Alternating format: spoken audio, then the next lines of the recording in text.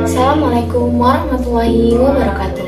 Pada kesempatan kali ini, kita akan membahas bersama-sama mengenai kurikulum pendidikan Indonesia. Nah, untuk lebih jelasnya, simak videonya sampai akhir ya.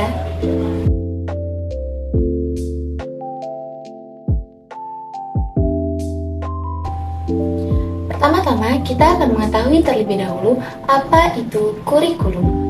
Kurikulum merupakan salah satu aspek penting yang sangat mempengaruhi berhasil atau tidaknya pencapaian tujuan pendidikan. Secara etimologi, kurikulum berasal dari bahasa Latin curriculum yang semula berarti running course, khususnya lintasan balapan kereta kuda. Dalam pandangan klasik, kurikulum lebih dianggap sebagai rencana pelajaran di suatu sekolah, yaitu pelajaran-pelajaran dan materi apa yang harus ditempuh. Namun, dalam pandangan modern, pengertian kurikulum lebih dianggap sebagai suatu pengalaman atau sesuatu yang nyata terjadi dalam proses pendidikan. Beberapa definisi kurikulum antara lain, menurut Azumardi Azra, kurikulum adalah pengajuan tahan dari tujuan pendidikan yang ingin dicapai. Sedangkan menurut Undang-Undang Nomor 20 Tahun 2003, kurikulum diartikan sebagai seperangkat rencana dan pengaturan mengenai tujuan, isi, dan bahan pelajaran serta cara yang digunakan sebagai pedoman penyelenggaraan kegiatan pembelajaran untuk mencapai tujuan pendidikan tertentu. Dalam kurikulum pendidikan Indonesia, terdapat berbagai teori belajar yang menjadi dasar bagi pengembangan metode pembelajaran. Beberapa teori belajar antara lain yaitu teori belajar behavioristik. Teori ini menitik beratkan pada perubahan tingkah laku peserta didik yang terjadi akibat interaksi antara dorongan dan respons. Yang kedua yaitu teori belajar konstruktivisme.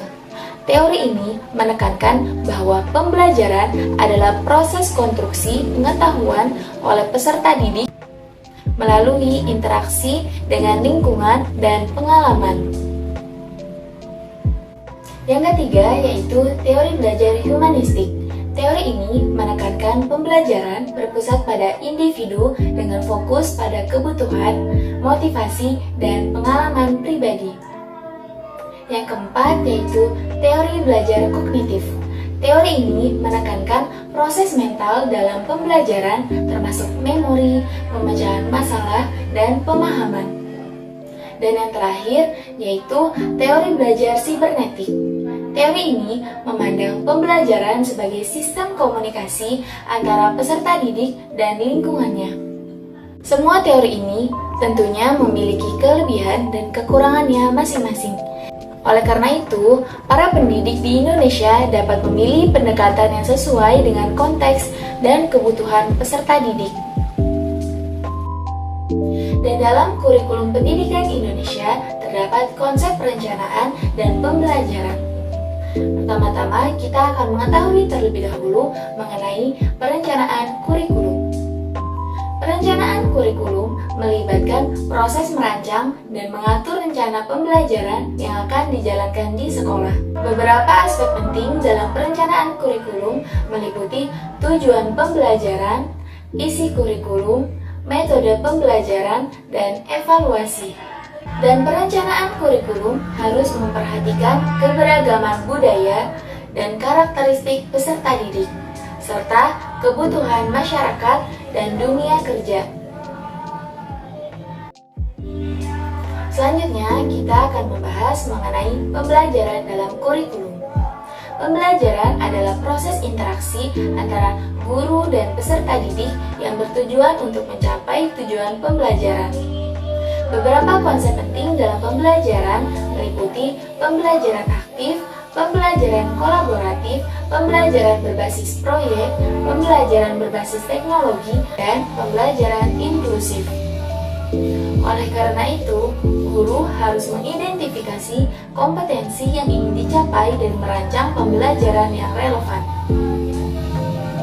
Dan ingatlah bahwa perencanaan dan pembelajaran dalam kurikulum harus selaras dengan visi, misi, dan tujuan pendidikan Indonesia agar dapat menciptakan generasi yang berkualitas dan siap menghadapi tantangan masa depan.